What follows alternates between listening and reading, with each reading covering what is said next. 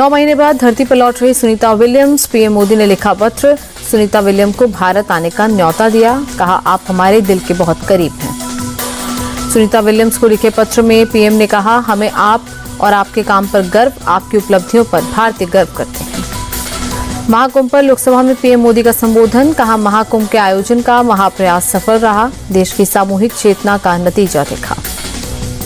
PM Modi बोले, महाकुंभ के रूप में दुनिया ने भारत का विराट स्वरूप देखा, आज पूरी दुनिया हमारी संस्कृति को आत्मसात कर रही है।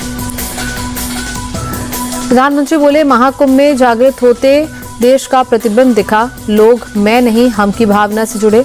प्रयागराज में छोटे बड़े और जाति धर्म का कोई भेदभाव नहीं था। प्रधानमंत्री मोदी का विपक्ष पर निशाना, लोकसभा में बोले, लोगों की आस्था से महाकुंभ पर सवाल उठाने वालों को जवाब मिला। पीएम मोदी के संबोधन के बाद लोकसभा में भारी हंगामा, वेल में पहुंचे विपक्षी सांसद, महाकुंभ पर विपक्ष को भी बोलने देने की मांग।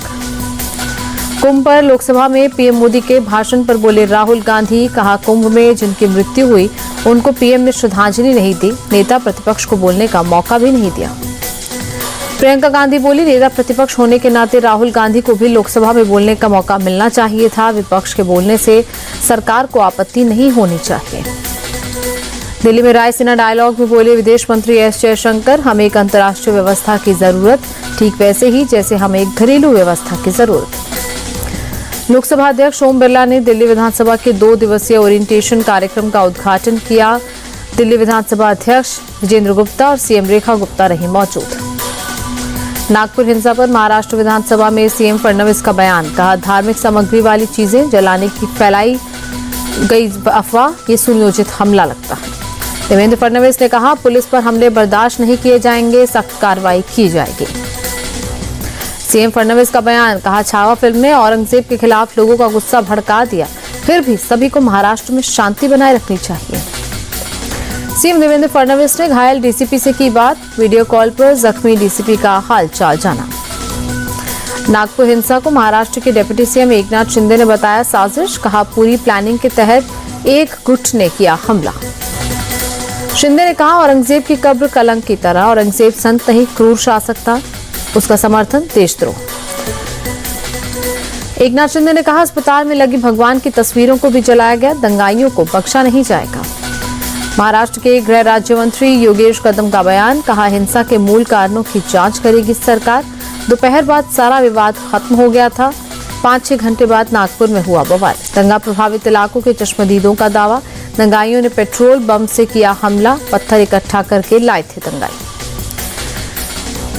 महाराष्ट्र विधानसभा में डिप्टी सीएम एकनाथ शिंदे का खुलासा, कहा एमवीएस सरकार के दौरान उद्धव ठाकरे ने पीएम मोदी से मांगी थी माफी, कहा था हम आपके साथ सरकार बनाना चाहते हैं। मुजफ्फरपुर रेलवे स्टेशन परिसर में तोड़े गए मंदिर के पुनर्निर्माण को लेकर प्रदर्शन, ट्रैक के बगल में मौजूद मस्जिद को भी हटाने की मांग की। यूपी के संभल में सरकारी जमीन पर बनी मस्जिद और 34 अवैध मकानों पर हो सकता है एक्शन, डीएम ने जांच के निर्देश दिए। यूपी की संभल पुलिस ने नेजा मेला लगाने को लेकर नहीं दी अनुमति, शहर में बढ़ाई गई सुरक्षा। संभल में सैयद सलार गाजी की याद में लगने वाले नेजा मेले पर रोक, एसपी के मुताबिक कुछ लोगों ने जताई है आपत्ति। नेजा मेले पर रोक को लेकर सियासत शुरू, अखिलेश ने नेजा मेले की तुलना महाकुंभ से की। लैंड फॉर जॉब केस में लालू परिवार की मुश्किलें बढ़ने वाली हैं, लालू यादव को ईडी ने समन जारी कर कल पूछताछ के लिए बुलाया। पटना में ईडी दफ्तर पहुंची पूर्व CM Rabri Devi, land for job case में करीब 4 घंटे हुई पूछताछ। लालू यादव के बड़े बेटे तेज प्रताप यादव से भी पूछताछ, ईडी अफसरों ने राबड़ी और तेज प्रताप से अलग अलग कमरों में बिठाकर पूछताछ की। बिहार में विधानसभा चुनाव से पहले बीजेपी ने अपना कैंपेन सॉन्ग लॉन्च किया, प्रदेश सरकार की उपलब्धियों का बखान। कैंपेन वीडियो में सीएम नीतीश कुमार को पीएम मोदी के साथ 5 बार दिखाया गया, केंद्र सरकार की योजनाओं को भी प्रचारित किया गया। उत्तर प्रदेश में 32 आईपीएस अफसरों के तबादले, प्रमोशन पाकर आईपीएस बने अफसर को भी मिली तैनाती। संसद में पीएम मोदी से मिले छत्तीसगढ़ के सीएम विष्णुदेव साय, राज्य के विकास के बारे में चर्चा की। लखनऊ में बीएसपी सुप्रीमो मायावती के आवास पर मॉक ड्रिल, घर पहुंची एनएसजी जवानों की टीम, सायरन बजाती एम्बुलेंस बाहर आई। पश्चिम बंगाल में विधानसभा चुनाव से पहले पोस्टर वॉर शुरू, टीएमसी और बीजेपी कार्यकर्ताओं ने लगाए पोस्टर। टीएमसी ने पोस्टर में बीजेपी के हिंदुत्व वाले एजेंडे को बनाया निशाना, तो वहीं बीजेपी ने हुगली वाले पोस्टर में लिखा, हिंदू भाई हैं, हमें 2026 में भाजपा की जरूरत है। सरकारी ठेकों में मुसलमानों को 4% आरक्षण, कर्नाटक सरकार ने विधानसभा में पेश किया विधेयक। हैदराबाद में तेलंगाना विधान परिषद के अंदर विरोध प्रदर्शन, राज्य सरकार से छात्राओं को स्कूटी देने के वादे को लागू करने की मांग। कर्नाटक के रामनगर में केंद्रीय मंत्री एचडी कुमारस्वामी के फार्म हाउस पर बुलडोजर एक्शन, हाईकोर्ट के आदेश के बाद 14 एकड़ जमीन वापस लेने के लिए राजस्व विभाग की कार्रवाई। एचडी कुमारस्वामी पर 14 एकड़ सरकारी जमीन पर कब्जा करने का आरोप, सरकार की रिपोर्ट के बाद हाईकोर्ट ने दिया है अतिक्रमण हटाने का आदेश। दिल्ली के प्रीतमपुरा में बुजुर्ग दंपति की गला रेतकर हत्या, घर की तीसरी मंजिल पर अलग अलग कमरों में दोनों के शव मिले।